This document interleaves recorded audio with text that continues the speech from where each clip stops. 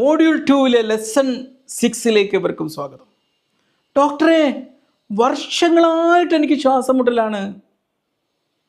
ഇതൊക്കെ എനിക്ക് നോർമൽ തന്നെ അല്ലേ?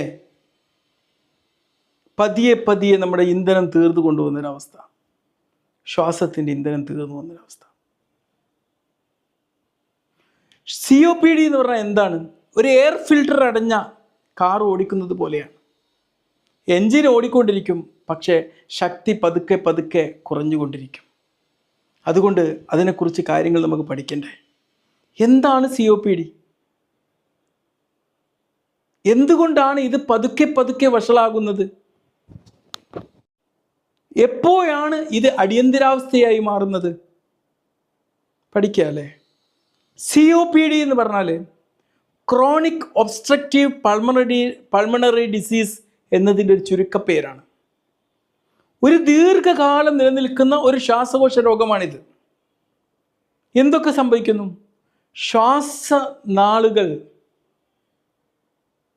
നമ്മുടെ ശ്വാസനാളികൾ ഇടുങ്ങിപ്പോവുക, നമ്മുടെ ശ്വാസകോശത്തിൻ്റെ ഇലാസ്റ്റിസിറ്റി കുറഞ്ഞു പോവുക, വായു അതിനുള്ളിൽ കുടുങ്ങിക്കിടക്കുക. എന്തൊക്കെയാണ് ഇതിന് കാണുന്ന പ്രധാന കാരണങ്ങൾ? ഏറ്റവും പ്രധാനപ്പെട്ട കാരണം എന്ന് പറഞ്ഞു കഴിഞ്ഞാൽ പുകവലിയാണ്. പിന്നെ കുറേ കാലം പുകയോ അല്ലെങ്കിൽ എന്തെങ്കിലും ഡസ്റ്റുകളോ ആയിട്ടുള്ള എക്സ്പോഷർ ഉണ്ടാവുക. എന്തൊക്കെ ലക്ഷണങ്ങളാണ് COPD-യിൽ കാണുന്നത്? ദീർഘകാല അടിസ്ഥാനത്തിൽ നിലനിൽക്കുന്ന ചുമ, എന്നും ഇങ്ങനെ കഫം ഉണ്ടാക്കിക്കൊണ്ട് ചുമക്കുമ്പോൾ ഒക്കെ കഫം ഇങ്ങനെ പുറത്തോട്ട് കൊണ്ടിരിക്കുക. പിന്നെ പ്രോഗ്രസീവായിട്ട് നമുക്ക് ഇങ്ങനെ ശ്വാസം മുട്ടൽ അനുഭവിച്ചു കൊണ്ടിരിക്കുക. പിന്നെ ഇടയ്ക്കിടയ്ക്ക് ചെസ്റ്റിന് അണുബാധകൾ ഉണ്ടായിക്കൊണ്ടിരിക്കുക. COPD എന്ന് പറഞ്ഞാൽ നമ്മളെ വാതിൽ പെട്ടെന്ന് മുട്ടിയിട്ട് അടുത്ത് വരുന്ന ഒരാളല്ല, പതുക്കെ കയറി വീട്ടിലെ എല്ലാ കാര്യങ്ങളും അലങ്കോലമാക്കുന്നൊരു അതിഥിയാണ്. എപ്പോഴാണ് വഷളാവുന്നത്?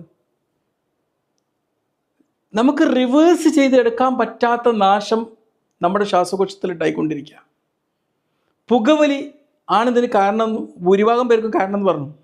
ഇതൊക്കെ പറഞ്ഞിട്ട് പിന്നെ ഇങ്ങനെ പുക വലിച്ചുകൊണ്ടിരിക്കുക.